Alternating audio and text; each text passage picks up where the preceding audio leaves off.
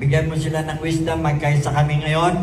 At alam ko, Ama, gagabayan namin si President Bongbong Marcos na hindi niya na-withdraw ang pera sa London, Ama.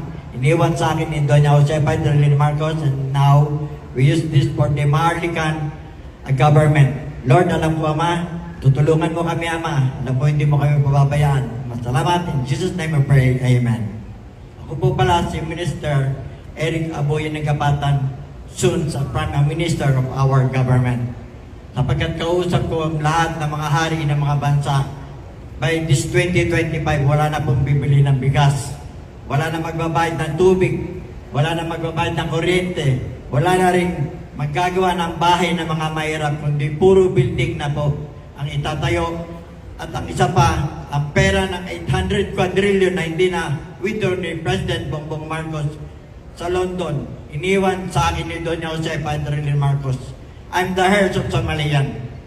Ang Malayan, alam naman natin, Malayan Bank, Malayan Insurance, Malayan Integrated Industries Corporation.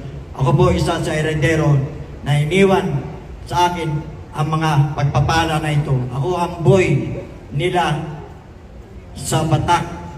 Bata pa lang ako, sanggol pa lang ako, inampon ako ni Doña Josefa Idrelyn Marcos. Ang lahat ng ito iniwan sa akin ni Doña Josefa. Pero ng President na si Bongbong Marcos, ibinigay ko rin sa kanya. But nakalimutan niya yung mga code nito. Pero noong panahon na yon, nang ibinigay ko sa kanya ito para gamitin sa more than 100 million families. So madalit sabi, ang inilagay doon ay hindi Marcos. Kung ito Marcos, nakuha na ito ng PCGG. Paano ang mga Pilipino? Amen. So I want to fight for the poverty and the poverty and should finish this. Magsama-sama tayong lahat.